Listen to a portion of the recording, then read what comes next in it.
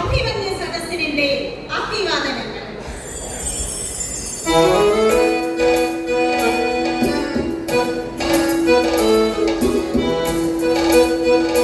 വിശ്വാസം അതിലെല്ലാം വളരെ പ്രസിദ്ധമായ ഒരു പരസ്യവാചകമാണ്. ദൈവമുണ്ടെന്നും ഇല്ലെന്നും പക്ഷം ചേർന്ന് വാഗ്വാദങ്ങൾ കൊടുമ്പിരി കൊള്ളുമ്പോൾ ദൈവമക്കൾ ചുവടുറപ്പിച്ച് നിൽക്കുന്നത് വിശ്വാസം എന്ന ശിലയിലാണ്. മനുഷ്യനെ കബളിപ്പിക്കാൻ ദൈവത്തെ കരുവാക്കുന്ന കപടനെ കരുതി വരുത്താൻ എന്റെ ഈ കഥ ഒരു ചൂണ്ടുമലകയാവുമെന്ന പ്രതീക്ഷയോടെ ഞാൻ സമർപ്പിക്കുന്നു. ദൈവത്തിന്റെ മക്കൾ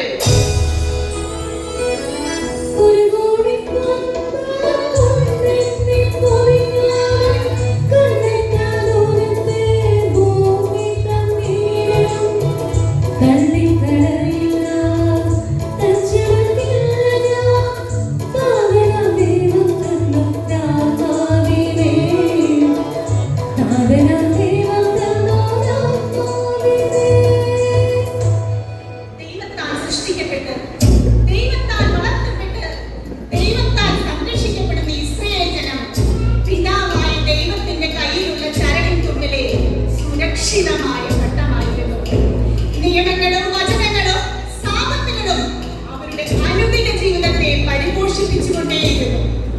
എന്നാൽ എവിടെ നിന്നോ വീശിയ പടിഞ്ഞാറൻ കാറ്റിൽ അധികാരവർഗത്തിന്റെ തലതിരിഞ്ഞു. യമനരുടെ മണ്ണ് ദൈവങ്ങൾക്ക് മുമ്പിൽ മുട്ടുമടക്കാനും ചിതൽ കുറ്റുകളെ പോലും ദൈവങ്ങളെന്ന് വിളിക്കാനും അധപ്പതിച്ച അവർ അരുതായ്മകളെ അനുധാവനം ചെയ്യാൻ സജ്ജനങ്ങളെ പ്രേരിപ്പിച്ചു. ൊരു കാരെ കാട്ടിട്ട് കൊണ്ടിട്ട് നിൽക്കാം കൽപ്പിച്ചു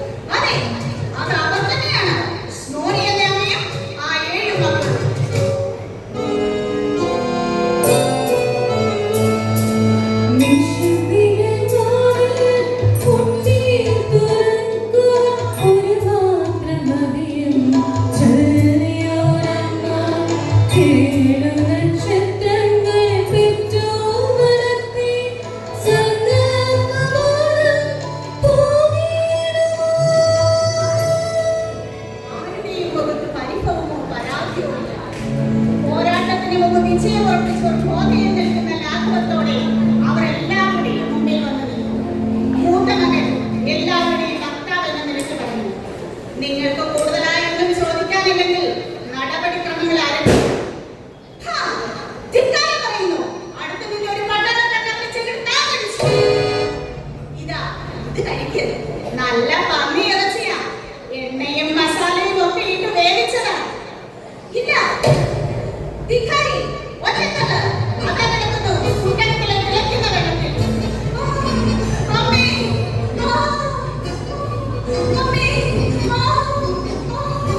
അമ്മേ കരഞ്ഞു. അമ്മയുടെ വേദന, അമ്മയുടെ എങ്കിലും ആ അമ്മ മകനോട് പറഞ്ഞു, മകനെ നീ അല്പം കൂടി സഹിക്കുക, ഈ വേദന ഇപ്പോൾ അവസാനിക്കും. അമ്മയുടെ സ്വാന്തന വാക്കുകൾ കേട്ടുകൊണ്ട് അവന്റെ ചെവികൾ കുട്ടകത്തിലെ തിളയ്ക്കുന്ന വെള്ളത്തിലേക്ക് ആഴ്ന്നിറങ്ങിപ്പോയി. അപ്പോഴും ആ വെള്ളത്തിന്റെ കുമിളകൾ കുട്ടകത്തിനുള്ളിൽ നൃത്തം ചെയ്യുന്നുണ്ടായിരുന്നു.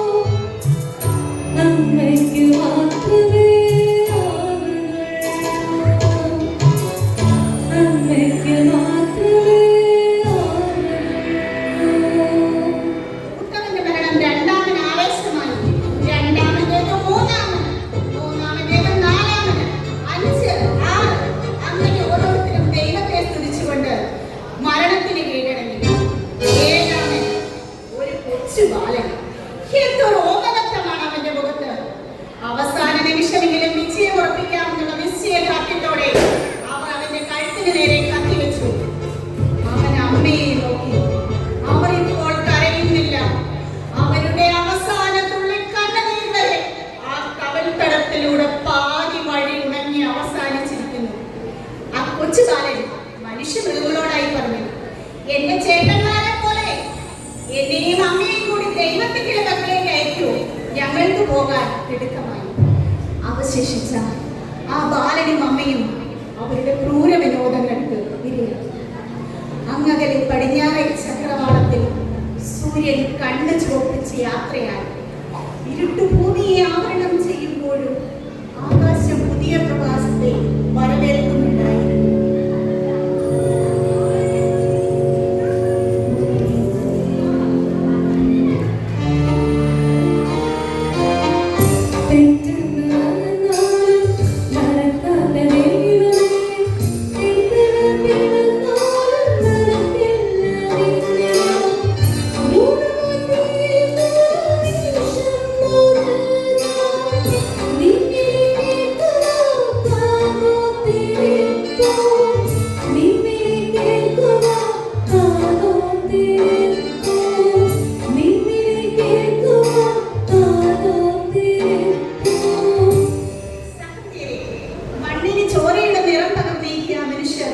നിശബ്ദമായി വിളിച്ചോടുന്ന ഒരു സത്യമുണ്ട്. ആ സത്യത്തെയാണ് നാം വിശ്വാസം എന്ന് പേര് ചൊല്ലി വിളിക്കേണ്ടത്. ഒരു കടുകുമണിയോളം പോലും വിശ്വാസമില്ലാത്ത നീ എങ്ങനെ രക്ഷ പ്രാപിക്കും? ജീവൻ നൽകിയ ദൈവത്തെ, ജീവനെ